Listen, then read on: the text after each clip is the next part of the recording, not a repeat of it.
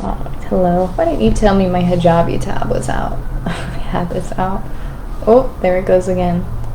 I had this tied. It was out.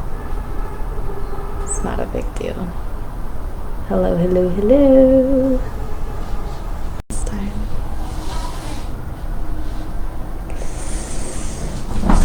See, this is what I get for messing with it.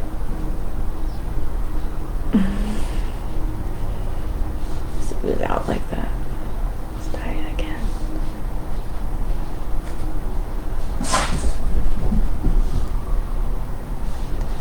Tuck and tuck. Okay.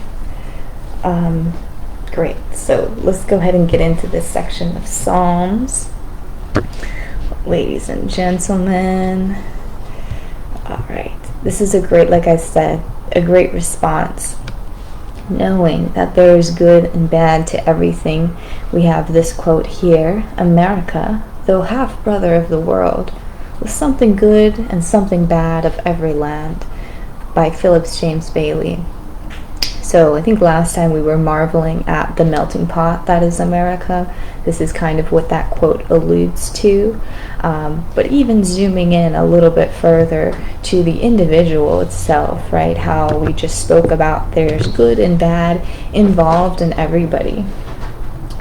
People will argue today that, Jesus was actually the perfect human being, right? He was sinless. He was blameless. He did not have any faults. But if you were to ask people then what they thought of Jesus, they would have a very different response, as we know. I mean, he was mocked and ridiculed and everything, to the point where he was actually crucified for blasphemy. To actually crucify somebody for their thoughts and their actions, more or less their words, right? And just for the sheer non-recognition that Jesus had to their beliefs, he was crucified for that. So if you were to ask anybody then, was Jesus sinless? Was Jesus blameless? How many people would go and defend that, or how many people would say and attest to that being true? Not very many, given his outcome. But now we're going to move back into David, and even David being this great ruler, right, having all the children, the wives, the riches, the power, which we now know to be very much an illusion. This piece of Psalms does prove that power is an illusion as well, because again, David has all these good things, all these blessings. He even has the favor of the Lord. But that doesn't mean that he doesn't experience hardship. That doesn't mean that, he doesn't experience the mocking and the ridicule and everything negative. All right, just because the Lord has favor on you, and just because the Lord even bestows many, many blessings, there will always be some adversity that you have to push through and that you have to face. That is just the human experience, and that is the human life, okay? The greats of the greats somehow just have it even worse than what we could imagine. But of course, we've read a lot of stories where the enemies, right, go through some pretty difficult things as well. Let us go ahead and begin, I suppose. We are on part 1.4, and then we're going to get into Psalms book 2. I think it's divided into 4 or 5 books, if I'm not mistaken. But let's start out with chapter 31. Good response to what we talked about last. I will be glad and rejoice in your love, for you saw my affliction, and you knew the anguish of my soul. Let me not be put to shame, Lord, for I have cried out to you. You are my hiding place. You will protect me from trouble and surround me with songs of deliverance. He gathers the waters of the seas into jars. He puts the deep into storehouses. No king is saved by the size of his army. No warrior escapes by his great strength. A horse is a vain hope for deliverance. Despite all its great strength, it cannot save. The angel of the Lord encamps around those who fear him, and he delivers them. The righteous cry out, and the Lord hears them. He delivers them from all their troubles. Since they hid their net from me without cause, and without cause dug a pit for me, may ruin overtake them by surprise. May the net entangle them. Hi, hi, big cat. Excuse me.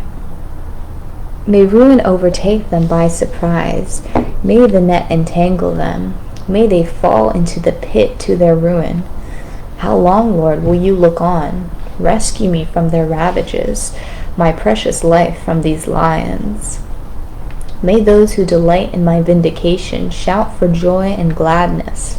May they always say, "The Lord be exalted, who delights in my well-being of his in the well-being of his servant."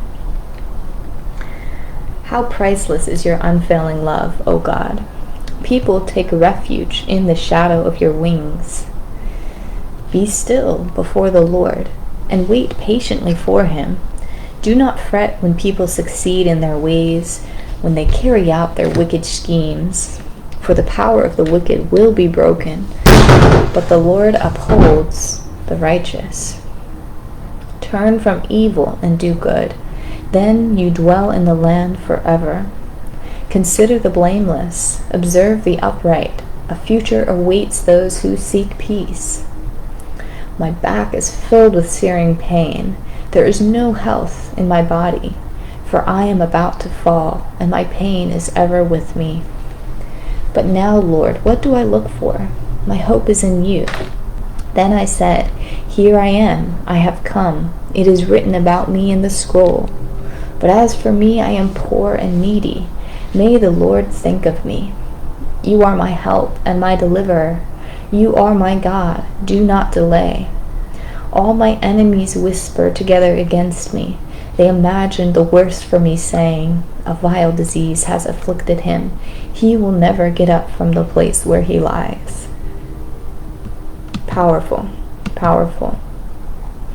And like I had mentioned, Psalms is one of the most widely read sections, right? But there's a lot of emotion stowed up in these verses, and some of these verses are really almost the opposite of like a positive affirmation, right? Because David is admitting to his pain, he's admitting to his suffering, he's calling it out. He's honestly being honest with himself in these. He's being honest with himself, and he's being real and honest with God. That, I know, like today in the modern thought processes, it's never good to call out your suffering and call out your pain, because it will only manifest it more. Well, there is some truth behind that. Like, it is better to, speak health into your body, even if you're not feeling good, right? Speak health and, trick your mind into healing your body. I feel like that's a very popular thing to do. But David is very real with himself. He's very real with the Lord, and he knows that even if he cries out in pain, the Lord will come to alleviate him. He will uplift him. Al-Rafia, right, will exalt him once again.